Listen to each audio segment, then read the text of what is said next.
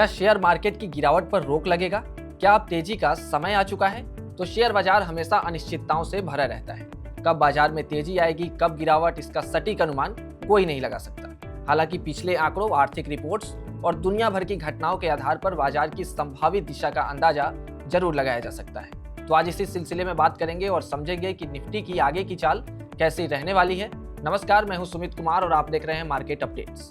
Market updates में आज बात करेंगे निफ्टी की कि निफ्टी की चाल कैसी रहने वाली है। सबसे पहले अभी की सिचुएशन देख लेते हैं। तो अगर एक साल की बात करें तो अब तक निफ्टी करीब 7% का निगेटिव रिटर्न दे चुका है। इसकी सबसे बड़ी वजह अमेरिका ईरान तनाव, कच्चे तेल की बढ़ती कीमतें और वैश्विक अनिश्चितता रही, जिसने निवेशकों की धारणा पर असर डाला और बाजार में दबाव बढ़ाया। लेकिन अब हालात बदलते नजर आ रहे हैं। पश्चिम एशिया में तनाव कम हुआ है, कच्चे तेल की कीमतों में नरमी आई है, फिर भी शेयर बाजार वैसी तेजी नहीं दिखा पा रहा जिसकी उम्मीद की जा रही थी।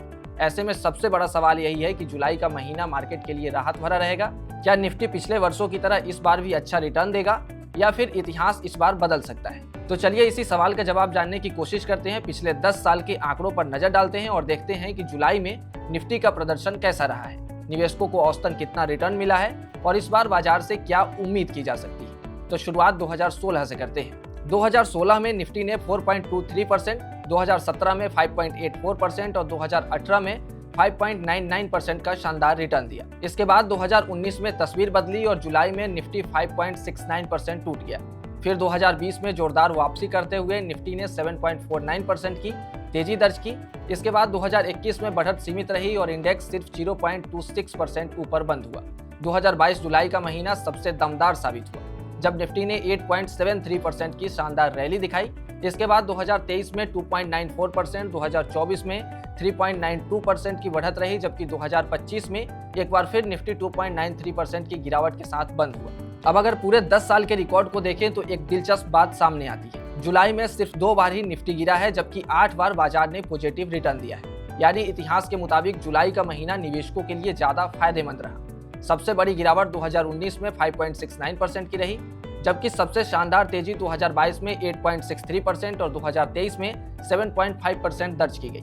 अब चलिए समझ लेते हैं कि पिछले 10 सालों में तेज गिरावट और शानदार तेजी के पीछे वजह क्या रही, ताकि इस बार की तस्वीर और साफ हो सके और पता चल सके कि निफ्टी इस बार किस दिशा में जाएगा, निगेटिव दिशा में या फिर पॉजिटिव दिशा में। तो सबसे पहले गिरावट के बारे में समझ लेते हैं। तो जुलाई 2019 में पेश हुए यूनियन बजट ने बाजार की उम्मीदों पर पानी फेर दिया।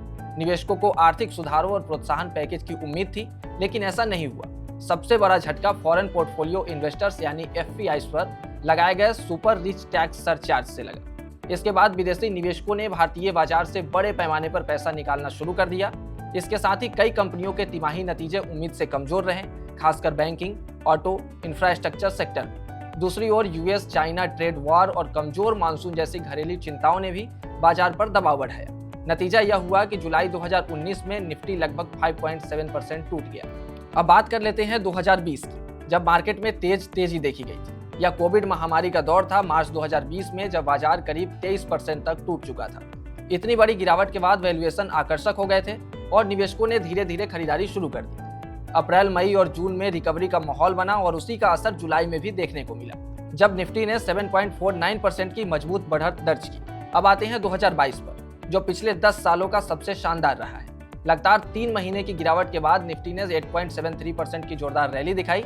इसके पीछे सबसे बड़ी वजह यह रही, पहली छमाही में लगातार बिकवाली करने वाले फॉरेन पोर्टफोलियो इन्वेस्टर्स जुलाई में फिर से खरीदार बन गए। इसके अलावा क्रूड ऑयल प्राइसेस में गिरावट आई, जिससे भारत जैसे आयात निर्भर अर्थव्यवस्था को राहत मिली। अमेरिका समेत वैश्विक बाजारों में भी माहौल सुधरा और निवेशकों को उम्मीद बंधी कि ब्याज दरों में तेज बढ़ोतरी का दौर अब अपने अंतिम चरण में पहुंच चुका है, यानी कि ब्याज दरों में जो बढ़ोतरी हो रही थी वो नहीं होगी। गिरावट के बाद आकर्षक वैल्यूएशन, शॉर्ट कवरिंग और बैंकिंग, फाइनेंशियल, एफएमसीजी व मेटल सेक्टरों में खरीदारी से इस रैली को मजबूत सहारा मिला।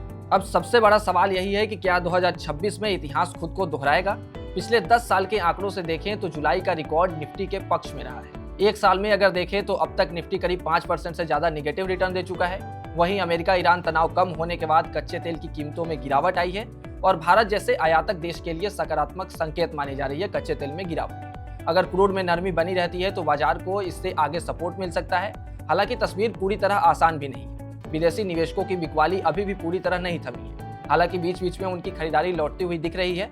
अगर आने वाले दिनों में FII का भरोसा और मजबूत होता है तो बाजार में नई तेजी देखने को मिल सकती है। दूसरी ओर मॉनसून की स्थिति और कंपनियों के Q1 नतीजे बाजार की दिशा तय करने में अहम भूमिका निभा सकते हैं। यदि कॉर्पोरेट नतीजे उम्मीद से बेहतर रहें और मॉनसून सामान्य रहा तो बाजार का सेंटीमेंट मजबूत हो सकता है, लेकिन कमजोर नतीजे या किसी वैश्विक झटके की स्थिति में उतार चढ़ाव बना रह सकता है।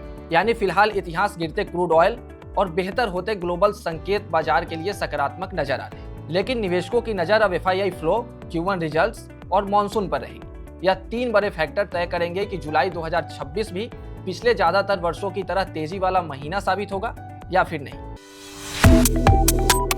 Subscribe to One India and never miss an update. Download the One India app now.